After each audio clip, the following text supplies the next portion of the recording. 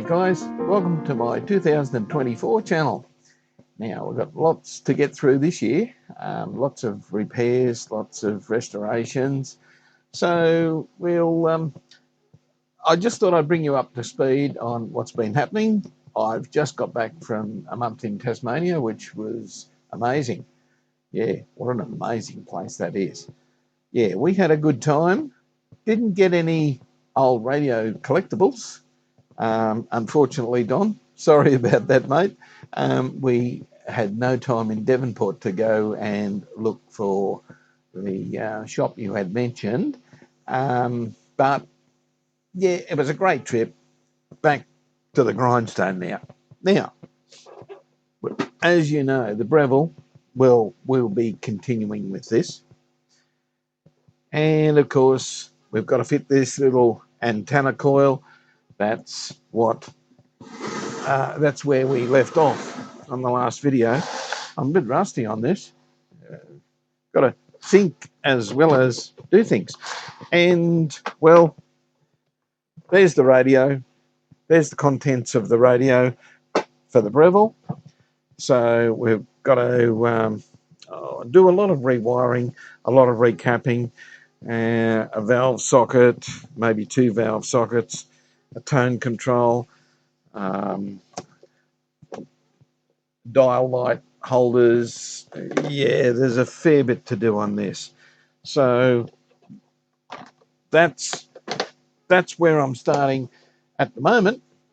Now, just at the moment, I'm also waiting on the silver tone, I think it was, little record player from the last video. I'm waiting for some wire to rewind a transformer, an audio transformer. That's going to be interesting. I've never done that before. I've got to make up a coil winder. We'll see what we can make up, mostly as an experiment. I'm not into formulas and numbers and everything else. I know how much wire we took off. We've got to put that much wire back on and try and keep it all intact. That's all I know. So, yeah, transformer rewinding, not my thing at all. Strictly, we're doing this to say, well, we got it going and it's going the best it can be without a new transformer, of course. Okay, there's a few other things that laying around the shop. I'm going to leave them for the next video. What I want to do now is I started showing people how to repair their gear back in 2002. Now, I have that video, so how about we have a bit of a laugh? It was somewhat a serious video. I don't know why, but let's have a look at what I was presenting and taking 2 months to upload to YouTube way back 2002 to show people just how to do things yourself. Let's have a look now.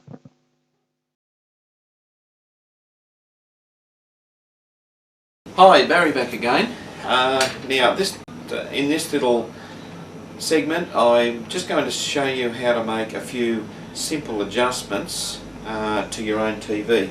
This is a fairly new set, so these adjustments more or less apply to almost every single set that's available on the market. So just a few simple little things that you may have to adjust from time to time, maybe adjust on older TVs. So we'll take a look at a couple of items now. Okay, now here we've got the back of the set. The back's off. There's a board there, which is your main printed circuit board. Okay, now we'll take a look at the board, which is just a standard printed circuit board in the back of all tellies. A little board that sits in the back. Now, there's a high voltage line that runs up to your picture tube. It connects onto the back of the picture tube. Never ever work on these with the power on. It's very dangerous, very high voltage. Now, down the bottom here we have a transformer which is the high voltage transformer, that the actual red the red line comes out of just there. There's a red lead that goes up to your tube, mostly always the same. There we have the transformer. Now on the back of the transformer here, we've got a couple of little adjustments. Most of these will always be labelled. The top one is focus. Now if your picture has gone out of focus, if it's just not as crisp and sharp as what it used to be, all you need is a very small screwdriver and adjust your focus control. You can just, some of them you'll need a little Phillips screwdriver, other ones they actually protrude and you can use your fingers on them. So that's what we do there to adjust the focus. The other one is screen. Now the screen controls the amount of voltage that actually goes up and to the back of the tube on the TV. So it has a lead that runs up to the back of the tube, which adjusts the drive to the tube, for want of a better word anyway, and that voltage is adjusted by the transformer screen control.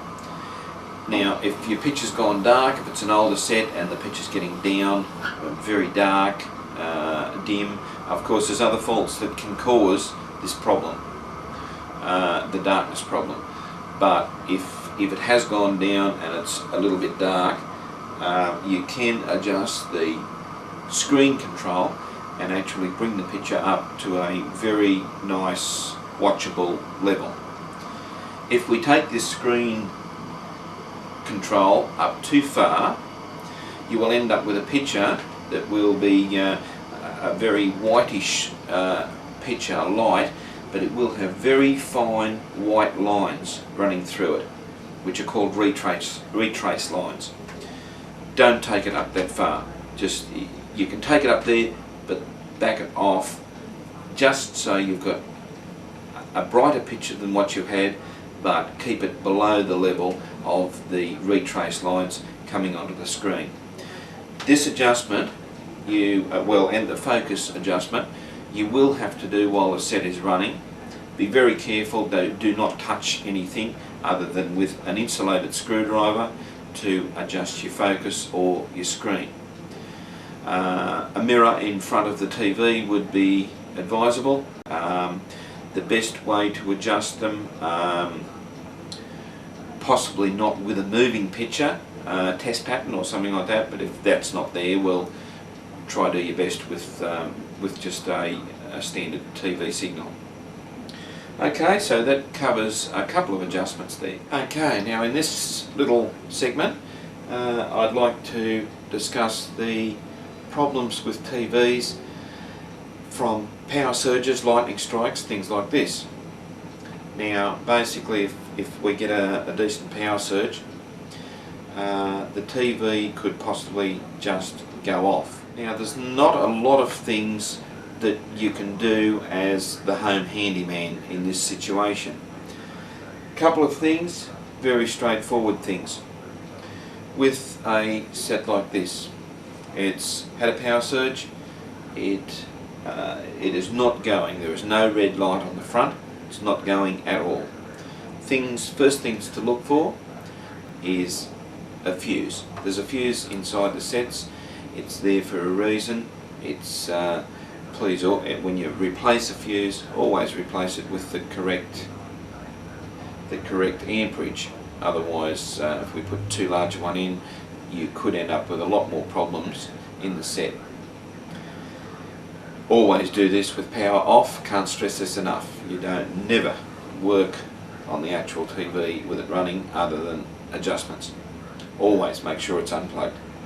Okay, now the fuse located in this particular set, of course sets vary anyway, but in this particular set, power comes in. Always trace the power cable that comes, say, from the front switch and power comes into here. Now, in this one, your fuse is the little glass fuse, right, can't get in there that well, right at the front here. You'll see the glass fuse, just check him if he's black, if the little piece of wire inside the fuse has gone open, you can replace the fuse. From a decent power surge, the fault will probably go further into the internal power supply of your set. That really requires an experienced technician to repair. There's not much in there I can sort of show you on how to repair something like that.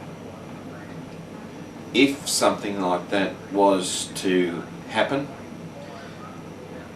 the cost of repairing power supplies can be extensive, especially if the fault has gone further into the set as a bit of a chain reaction type thing. So ballpark figure, what you would expect to pay $120, $130 Australian for a type of power supply, extended power supply repair. But that would also depend on any more components, anything else wrong. So really it's very hard to judge with a unit that's had a power supply problem. If your set has gone off in a power surge or storm or something and it comes back on but only the red light and the set won't start from standby, most of the time that's a couple of little capacitors in the power supply, maybe a startup resistor in the power supply. Now these are very common things, very straightforward faults. This fault you should expect to pay $80 to $100. Does require a little bit of expertise on the technical side to do this. If you understand the basics of electronics, if it won't come out of standby, number one, start resistor. It's the resistor that puts the voltage to the power supply into gear to start with on the back of the set. Number two capacitors most of the time, 2, 3, 4 sometimes, but electrolytic capacitors in the power supply. If you understand basics, you can actually change the 4 to 1, however many capacitors that are actually electrolytic capacitors that are actually in the power supply itself. These cause 90% of all TV failures, very, very common faults. So if you're proficient enough with electronics, soldering iron, understand values of electrolytic capacitors, once again parts are all available from West Electronics in Australia, you can have a go at getting your TV going that way and expect to pay possibly $5 to $10 in parts. Okay, well there you go. Can't say I didn't warn you. It's pretty basic, isn't it? But anyway, I hope you've had fun watching it. It was something to fill in a little bit of time. If you want to see my Tassie trip, highlights only, it wasn't a full record everything documentary type trip. I'll flick a few pictures in, various things. I'll do a voiceover of where we've been because I wanted to enjoy myself, not spend the time in front of a microphone and behind the camera all the time. So flick over to the other channel. The address is below right now, which is Travel, See and Do, and you'll have a squiz at where we went in Tassie. Okay, so until next time, we'll finish it out with that. I hope you all had a great new year and look forward to this one. Okay, well, bye for now.